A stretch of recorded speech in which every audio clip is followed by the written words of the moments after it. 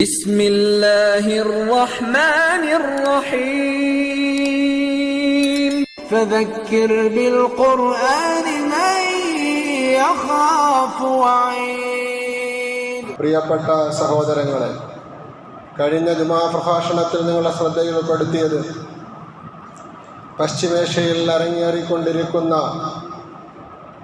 യുദ്ധങ്ങളും കലാപങ്ങളും, അതിനു മുമ്പ് 10-20 വർഷമായി തുടർന്നുകൊണ്ടിരുന്ന യുദ്ധക്കെടുതികളും രക്തച്ചൊരിച്ചിലുകളും ലോകാവസാനത്തിൻ്റെ വലിയ അടയാളങ്ങളായി അള്ളാഹുവിൻ്റെ റസൂൽ സല്ലല്ലാഹു അലൈഹി വസല്ലമ തങ്ങൾ മുന്നറിയിപ്പ് നൽകിയ മഹാനായ ഇമാം മഹ്ദി റഹ്മത്തുള്ളാഹി അലൈഹിയുടെ ആഗമനത്തിൻ്റെ ലക്ഷണമാണെന്ന് സൂചിപ്പിക്കുകയുണ്ടായി. ആ പ്രഭാഷണം കഴിഞ്ഞപ്പോൾ ചില സഹോദരങ്ങൾ മഹ്ദി ഇമാമിനെ കുറിച്ച് വിശദീകരിക്കണമെന്ന് ആവശ്യപ്പെടുകയുണ്ടായി. അല്പം ചില കാര്യങ്ങൾ മഹ്ദി ഇമാമുമായി ബന്ധപ്പെട്ട് നിങ്ങളുടെ ശ്രദ്ധയിൽ പെടുത്താനാണ് ഇന്നത്തെ പ്രഭാഷണത്തിലൂടെ ലക്ഷ്യമാക്കുന്നത്. അല്ലാഹു സുബ്ഹാനഹു വ തആല കാര്യങ്ങൾ മനസ്സിലാക്കാൻ നമുക്കെല്ലാവർക്കും ഇൽമും ബുദ്ധിയും വിവേകവും ആലോചനാശക്തിയും നൽകി അനുഗ്രഹിക്കുമാറാവട്ടെ.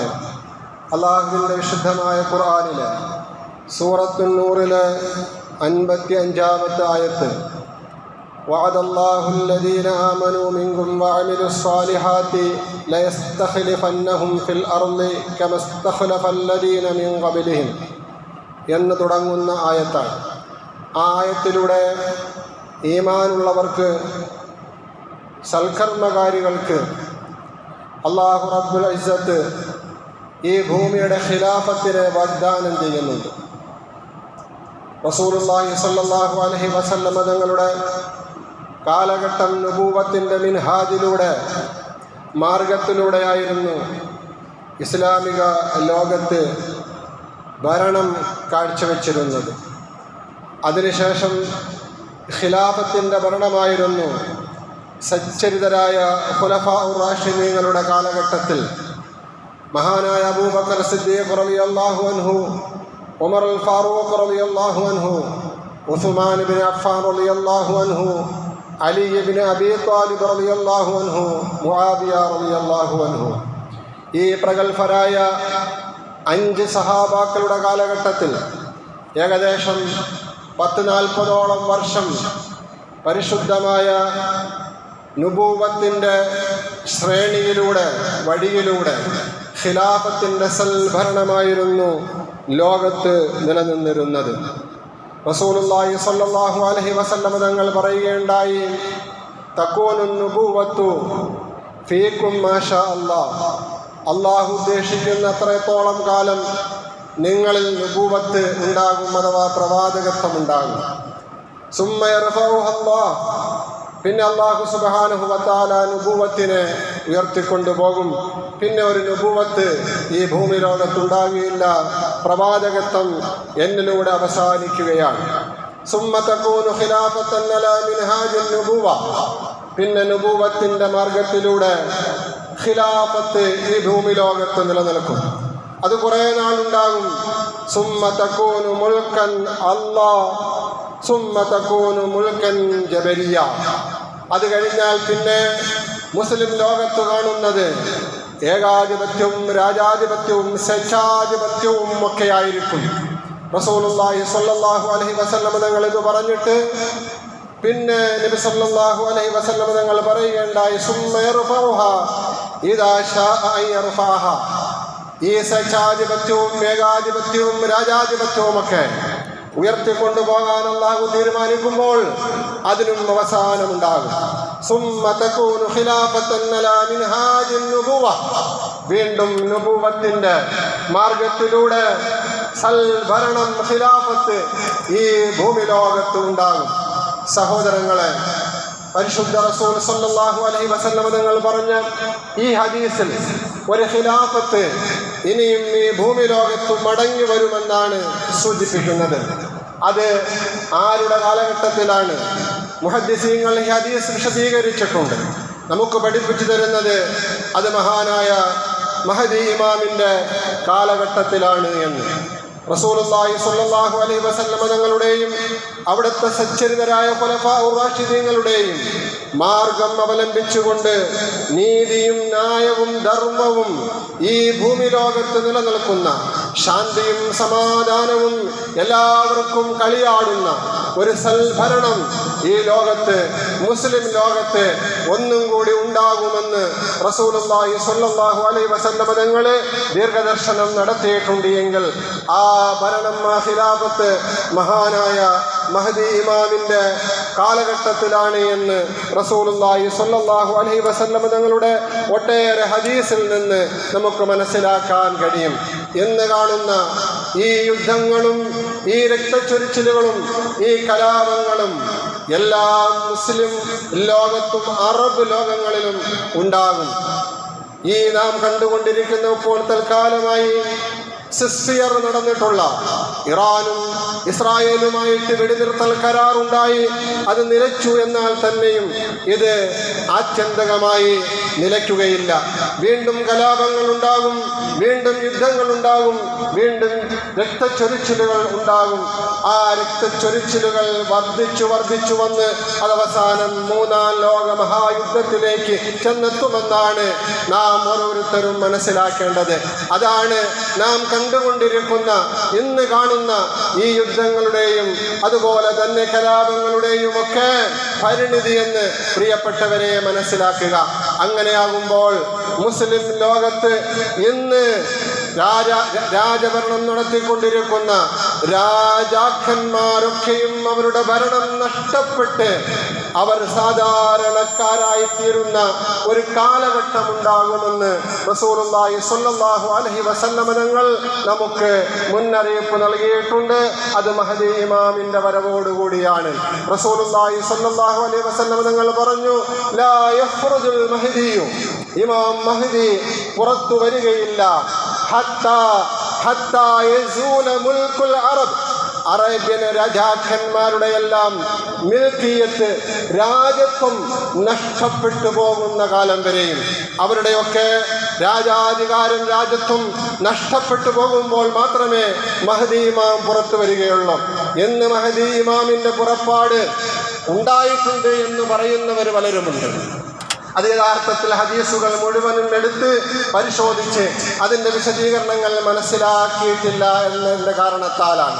അതുപോലെ തന്നെ മഹ്ദിയാണെന്ന് വാദിച്ചുകൊണ്ട് ഒരുപാട് പേര് കഴിഞ്ഞു പോയിട്ടുണ്ട്, ഇപ്പോൾ നിലവിലുണ്ട്, ഇനി വരാനുമുണ്ട്.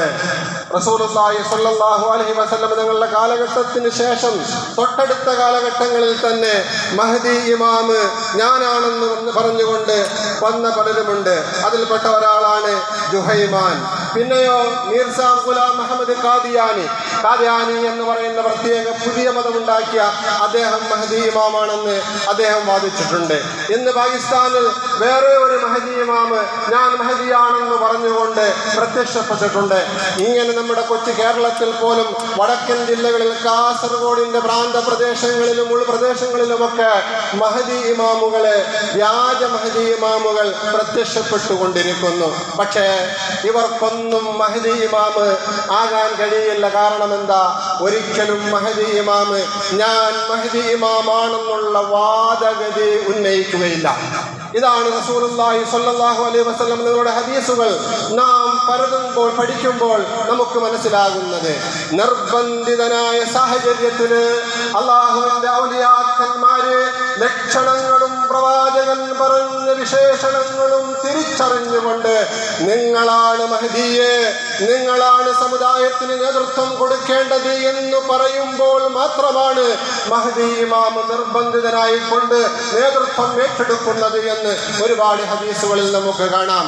അതിനപ്പുറത്തായിട്ട് പ്രധാനപ്പെട്ട ഒരു ഹദീസിൽ കാണാം, അല്ലാഹു റബ്ബുൽ ഇസ്സത്ത് മഹ്ദി ഇമാമിനെ ഒറ്റ രാത്രി കൊണ്ടാണ് ആ നേതൃത്വത്തിന് വേണ്ടി പ്രത്യേകമായി തയ്യാറാക്കിക്കൊണ്ട് തിരഞ്ഞെടുക്കുന്നത് എന്ന്. അല്ലാഹു റബ്ബുൽ ഇസ്സത്ത് മഹ്ദി ഇമാമിനെ ഒരു രാത്രിയിലാണ്, മഹ്ദി ഇമാം പോലും അറിയില്ല ഞാൻ മഹ്ദി ഇമാമാണ് എന്ന്. അത്രത്തോളം രഹസ്യമായ ഗൂഢമായ കാര്യമാണ്. ആ വിഷയത്തിൽ അല്ലാഹു റബ്ബുൽ ഇസ്സത്ത് സീസണിന്റെ നിലപാട് എന്ന് മുഹമ്മദ് മുസ്തഫ സല്ലല്ലാഹു അലൈഹി വസല്ലം ഞങ്ങൾ നമുക്ക് പഠിപ്പിച്ചു തന്നിട്ടുണ്ട്. എന്നാലും മഹദി ഇമാമിന്റെ ചില ലക്ഷണങ്ങൾ റസൂലുള്ളാഹി സല്ലല്ലാഹു അലൈഹി വസല്ലം ഞങ്ങൾ നമുക്ക് പറഞ്ഞു തന്നിട്ടുണ്ടല്ലോ. മഹദി ഇമാം വരുന്നതിന് മുമ്പ് അല്ലെങ്കിൽ പ്രത്യക്ഷപ്പെടുന്നതിന് മുമ്പുള്ള ഹജ്ജ് കാലയളവിൽ, ആ ഹജ്ജിന്റെ സീസണിൽ ആയിരക്കണക്കിന് പതിനായിരക്കണക്കിന് ഹാജിമാർ ഉൾപ്പെടെയുള്ള ആൾക്കാരെ കൊല ചെയ്യപ്പെടുന്ന ഒരു ഹജ്ജ് സീസൺ ഉണ്ടായതിനു ശേഷമേ മഹദി ഇമാമിന്റെ ആഗമനം ഉണ്ടാകുകയുള്ളൂ എന്ന്. അതാണ് ഞാൻ കഴിഞ്ഞ വെള്ളിയാഴ്ച പറഞ്ഞിരുന്നു.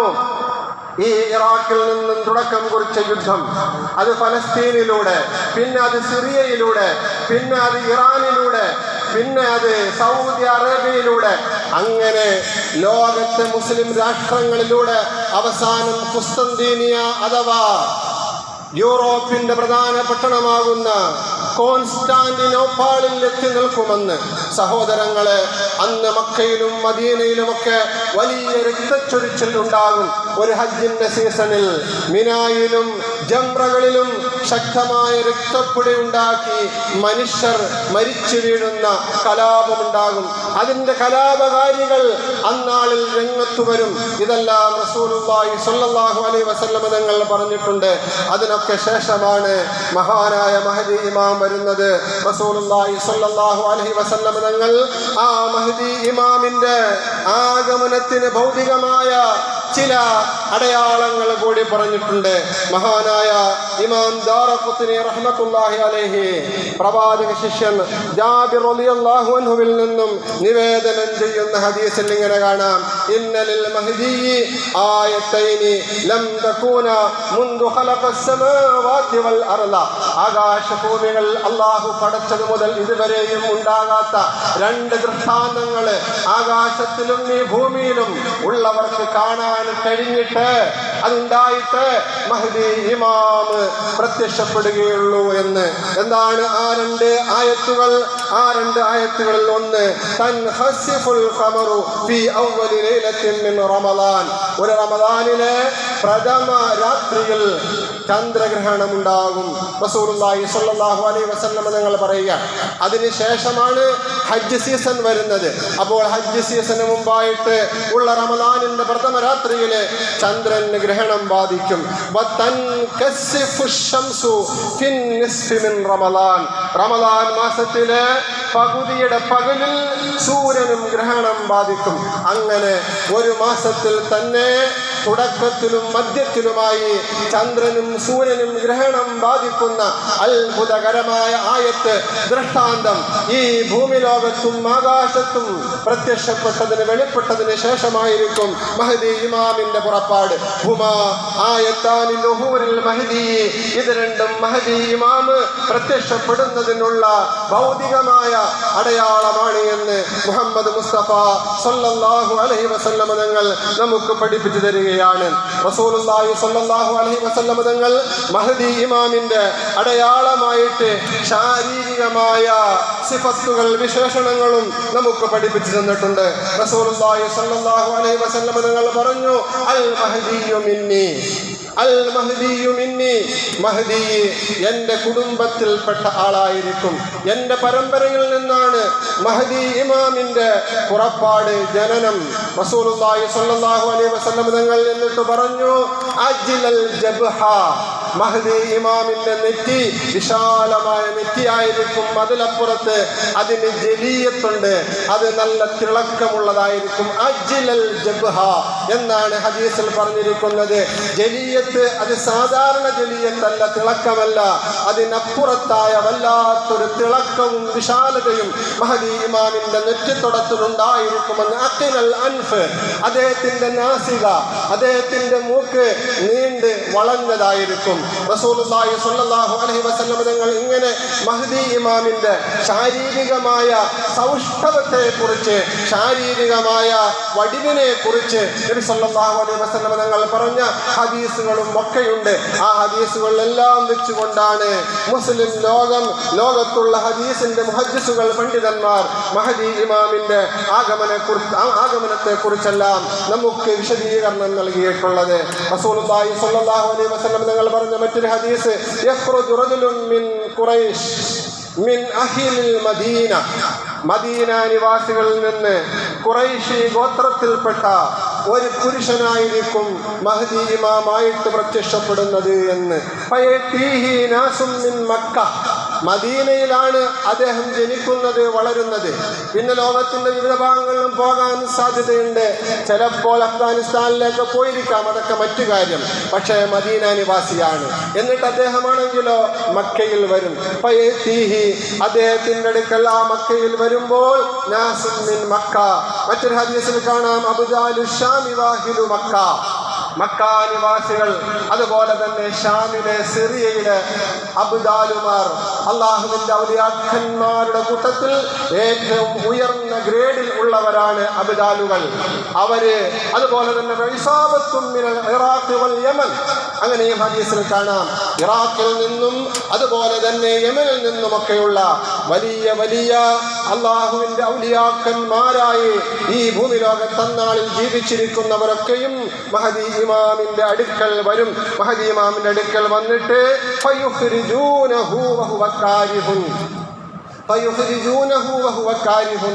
അവരാണ് മഹദി ഇമാമിനെ പുറത്തു കൊണ്ടുവരുന്നത്. അദ്ദേഹമാണെങ്കിലോ നിർബന്ധിതനായി കൊണ്ടാണ് പുറത്തു വരുന്നത്. ഞാൻ മഹദിയാണെന്ന് മുമ്പ് വാദിച്ചിട്ടില്ല, അങ്ങനെ വാദിക്കുകയുമില്ല. യഥാർത്ഥ മഹദി ഇമാമിന്റെ ലക്ഷണം അതാണ്. അദ്ദേഹത്തിനെ പുറത്തു കൊണ്ടുവരുന്നത് അദ്ദേഹത്തിന്റെ വിശേഷണങ്ങളും അടയാളങ്ങളും എല്ലാം കണ്ടു മനസ്സിലാക്കി തിരിച്ചറിഞ്ഞ അള്ളാഹുവിന്റെ ആരിഫ്യങ്ങള്, അള്ളാഹുവിന്റെ ഔലിയാക്കന്മാർ അവരായിരിക്കും കൊണ്ടുവരുന്നത്. മഖാം ഇബ്രാഹിമിന്റെയും അതുപോലെ തന്നെ ഹജറുൽ അസ്വദിന്റെയും ഇടയിൽ വെച്ചാണ് മഹാനവറുകളുമായിട്ട് ഒരു ഹജ്ജ് വേളയിൽ ഈ ആൾക്കാര് ബൈഅത്ത് ചെയ്യുന്നത്. അവർ ബൈഅത്ത് ചെയ്തുകൊണ്ടാണ് അദ്ദേഹത്തിന് ഖിലാഫത്ത് നൽകുന്നത്.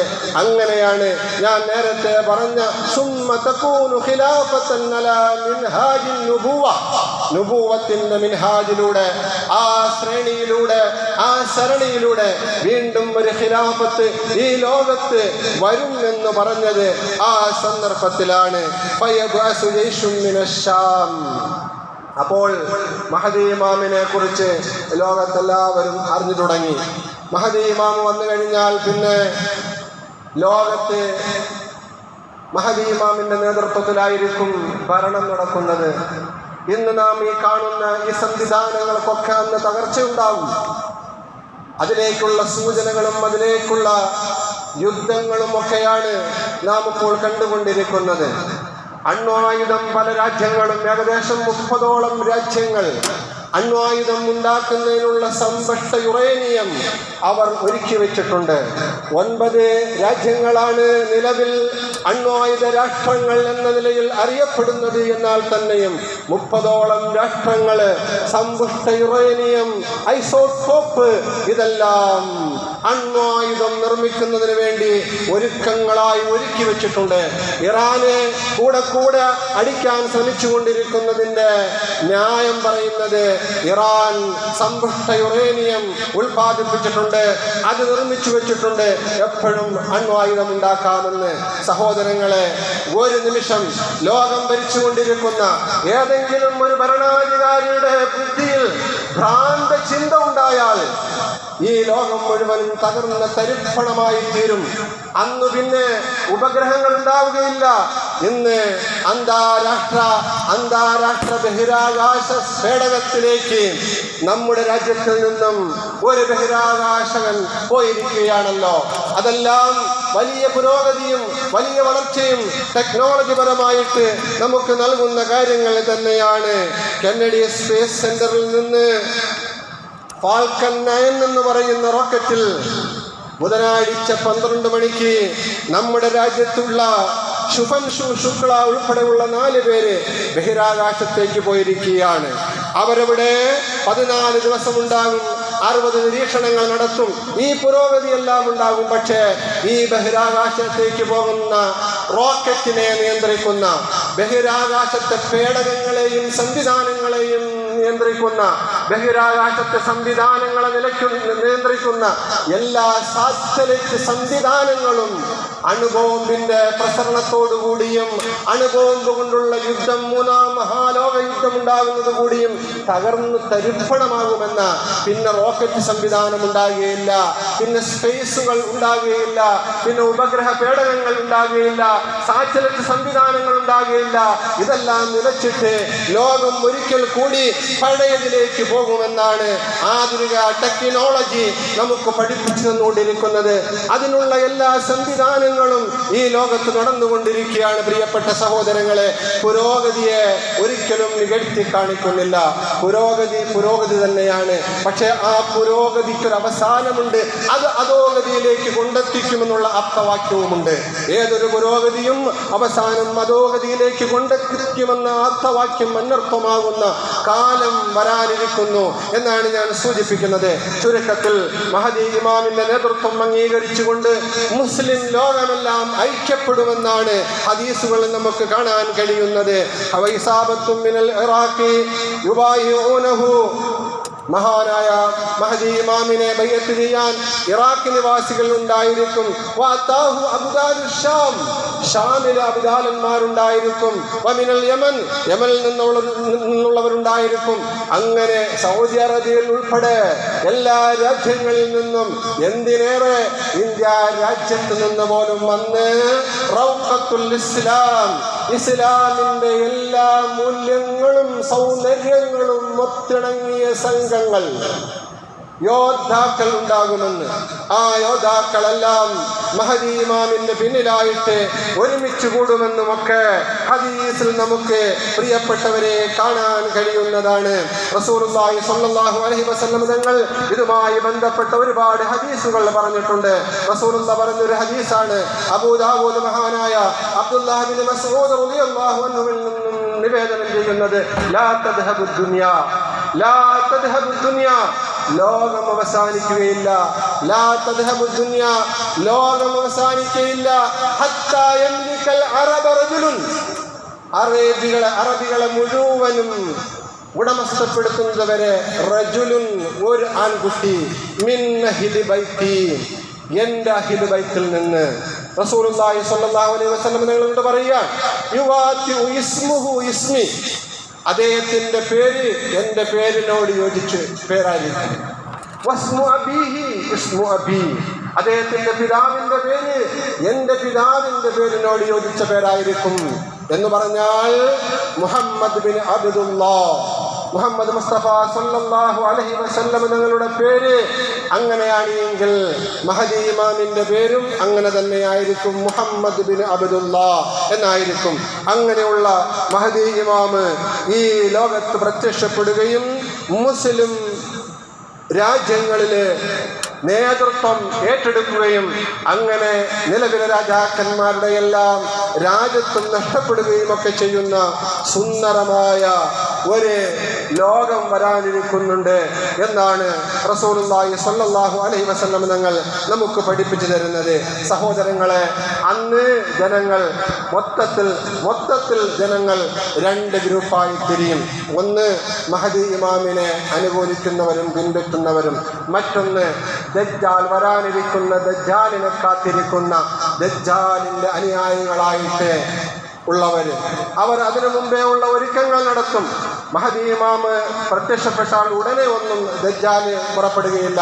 മഹദി ഇമാമ് 7 അല്ലെങ്കിൽ 8 അല്ലെങ്കിൽ 9 വിവിധ ഹദീസുകളിൽ വിവിധ രീതിയിലാണ് വന്നിട്ടുള്ളത്.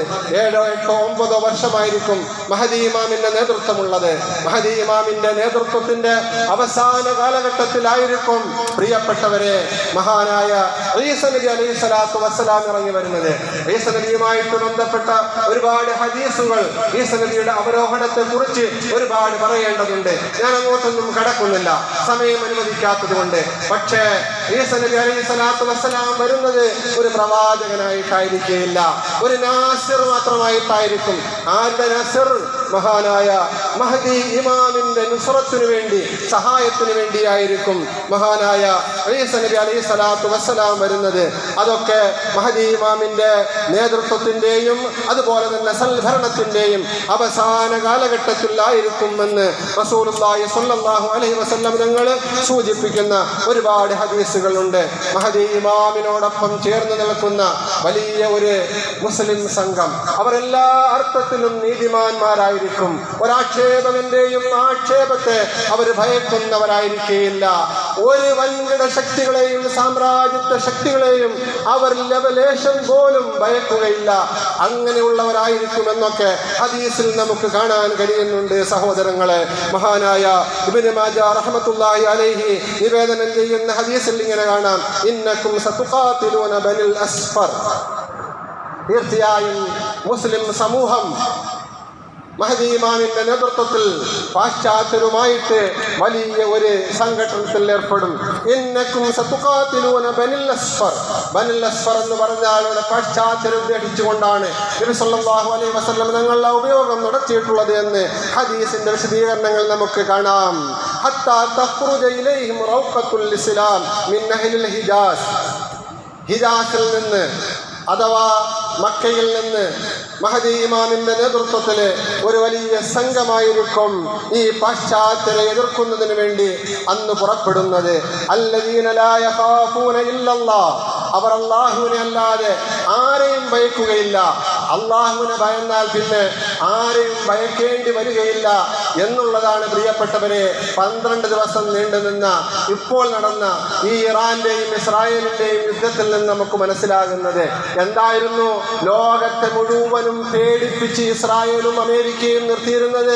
ഞങ്ങൾ യുദ്ധം തുടങ്ങിക്കഴിഞ്ഞാൽ പിന്നെ ഈ ഭൂമുഖത്ത് ഒരു ശക്തികളേക്കും വിജയമുണ്ടാക്കാത്ത രീതിയിൽ എല്ലാവരെയും അടിച്ചൊതുക്കാനും പരാജയപ്പെടുത്താനും ഞങ്ങൾക്ക് കഴിയുമെന്ന് പറഞ്ഞുകൊണ്ട് എന്തൊക്കെയോ ഞങ്ങളുടെ കയ്യിലുണ്ട് എന്ന് പറഞ്ഞ് എല്ലാവരെയും ഇങ്ങനെ ഭയപ്പെടുത്തി നിർത്തിയിരുന്ന ആ ഇസ്രായേൽ 12 ദിവസമായപ്പോൾ ബങ്കറുകളിൽ മൂത്രമൊഴിക്കേണ്ടുന്ന, ബങ്കറുകളിൽ കാഷ്ടിക്കേണ്ടുന്ന, ബങ്കറുകളിൽ നിന്നും പുറത്തോട്ടൊന്ന് വരാൻ പോലും പറ്റാത്ത പേടിക്കൊണ്ടന്മാരായി മാറിയ ചരിത്രം ആയത്തുള്ള കാംനെ എന്ന് പറയുന്ന 85ഓളം വയസ്സുള്ള ഒരു വൃദ്ധൻ അല്ലാഹുവിനെ അല്ലാതെ അമേരിക്കക്കാരാ ട്രംപെ നിന്നെ ഭയക്കുകയില്ല, ടോണി ബ്ലെയറെ നിന്നെയും ഭയക്കുകയില്ല, മറ്റാരൊക്കെ ഉണ്ടോ ഒരുത്തിനെയും ഭയക്കുകയില്ല, ഞങ്ങളെ പരമാധികാര രാഷ്ട്രത്തിലേക്ക് കടന്നുകയറ്റം നടത്തിക്കൊണ്ട് ഞങ്ങളുടെ ജനതയെയും ഞങ്ങളുടെ സാങ്കേതിക വിദ്യകളെയും തകർക്കാൻ ശ്രമിക്കുന്ന ഏവനായാലും അവന് ഞങ്ങൾ നിലയ്ക്ക് നിർത്തും. ഒന്നുകിൽ ഞങ്ങളെ കൊല്ലും, ആ കൊല ഞങ്ങൾക്ക് രക്തസാക്ഷിത്വമാകും. അദ്ദേഹം 8 മിനിറ്റ്, ആ വന്ധ്യവയോധികൻ 8 മിനിറ്റ് ഇറാന്റെ ഔദ്യോഗികമായ ടിവിയിൽ പ്രത്യക്ഷപ്പെട്ടിട്ടുണ്ട്. ജനങ്ങളോട് സംസാരിച്ചപ്പോൾ പറഞ്ഞതാണ്, ധോണി അമേരിക്കന്റെ പ്രസിഡന്റ്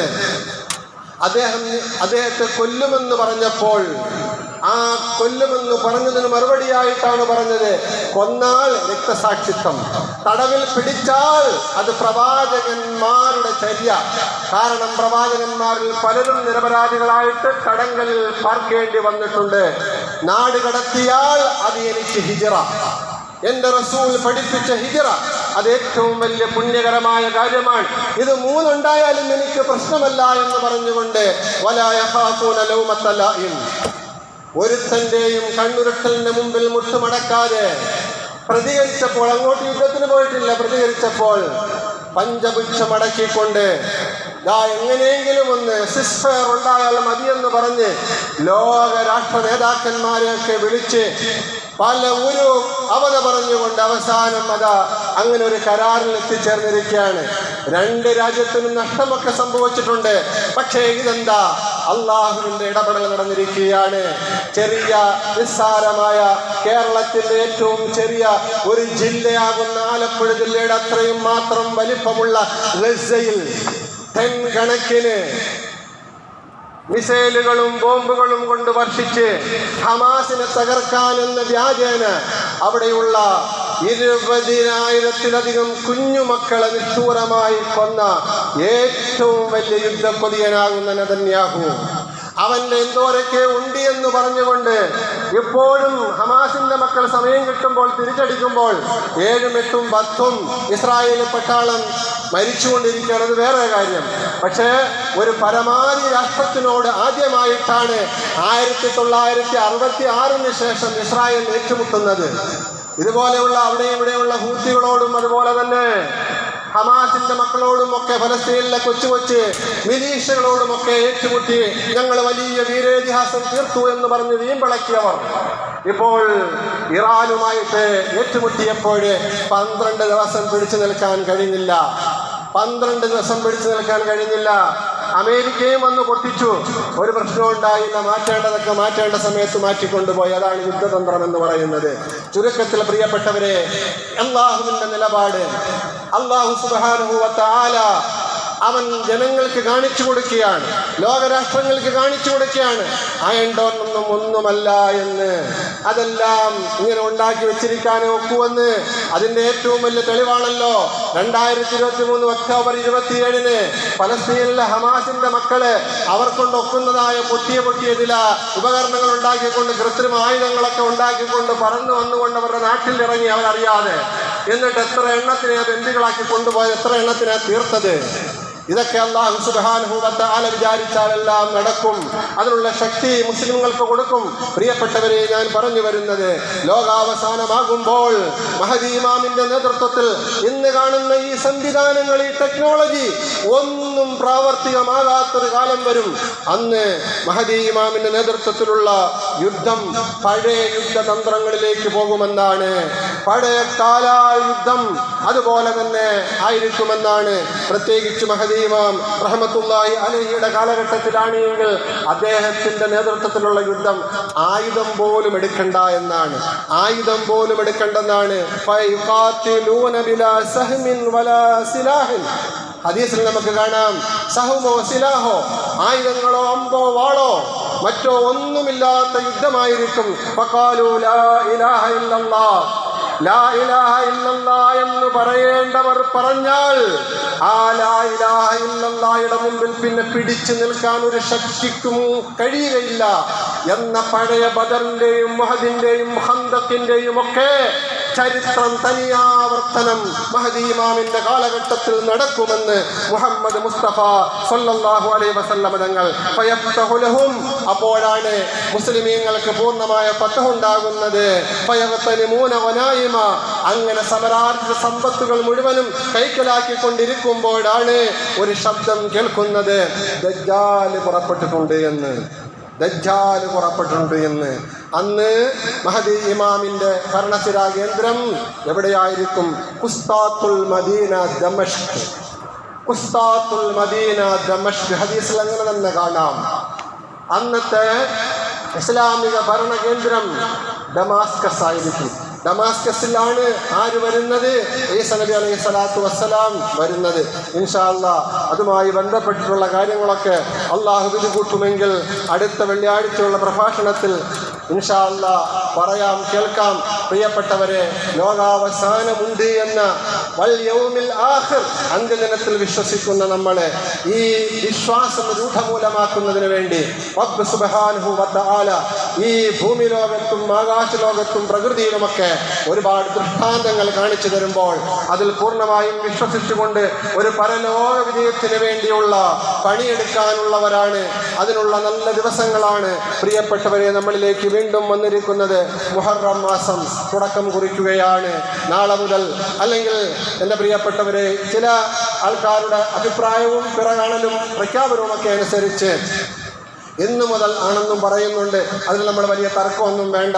എൻ്റെ പ്രിയപ്പെട്ട സഹോദരന്മാർ മനസ്സിലാക്കേണ്ടത്, ഇന്നു മുതലാണെങ്കിൽ ഇന്നു മുതൽ, നാളെ മുതലാണെങ്കിൽ നാളെ മുതൽ, വേറെ ഒന്നുമില്ലല്ലോ. ഇതിൽ കുറേ നന്മകൾ ചെയ്യാനുള്ള നല്ല ദിവസമാണ്. സുന്നത്ത് നോമ്പ് പിടിക്കുന്നത് 1-ാം തീയതി മുതലേ പിടിക്കാം. അപ്പോൾ നാളെ മുതലേ പിടിക്കാം, പിടിക്കുന്നവർ പിടിച്ചോളീൻ. എന്നാൽ മുഹറം 9, 10-ൻ്റെയൊക്കെ പ്രത്യേകമായ ഏറ്റവും പോരിശയുള്ള നോമ്പ് ഇൻഷാ അല്ലാഹ് അത് വരും. അടുത്തൊരു വെള്ളിയാഴ്ചയും കൂടെ കഴിഞ്ഞിട്ടാണ്. അന്നേരം ഇൻഷാ അല്ലാഹ് ആ കാര്യങ്ങളൊക്കെ നിങ്ങളുടെ ശ്രദ്ധയിൽപ്പെടുത്താം. അല്ലാഹു സുബ്ഹാനഹു വതആല എല്ലാ അർത്ഥത്തിലും നമുക്ക് ഏവർക്കും നന്നാകാനുള്ള അവസരങ്ങൾ പരമാവധി ഉപയോഗപ്പെടുത്താൻ റബ്ബ് സുബ്ഹാനഹു വതആല അനുഗ്രഹിക്കുമാറാകട്ടെ. ഈ പറഞ്ഞതും കേട്ടതുമായ കാര്യങ്ങൾ ഒരു സാലിഹായ അമലിൽ അല്ലാഹു റബ്ബുൽ ഇസ്സത്ത് ഉൾപ്പെടുത്തി കബൂൽ ചെയ്യുമാറാകട്ടെ. അല്ലാഹുവിൻ്റെ വിശുദ്ധമായ ഖുർആനിലും പരിശുദ്ധ റസൂൽ സ്വല്ലല്ലാഹു അലൈഹി വസല്ലം ഞങ്ങളുടെ പവിത്രമായ ഹദീസിലും അചഞ്ചലമായി വിശ്വസിക്കുന്ന നല്ല മുഅ്മിനീങ്ങളിൽ അല്ലാഹു നാം ഏവരെയും ഉൾപ്പെടുത്തി കബൂൽ ചെയ്യുമാറാകട്ടെ. വആഖിറു ദഅവതി അൽഹംദുലില്ലാഹി റബ്ബിൽ ആലമീൻ. അസ്സലാമു അലൈക്കും വറഹ്മത്തുള്ളാഹി വബറകാതുഹു.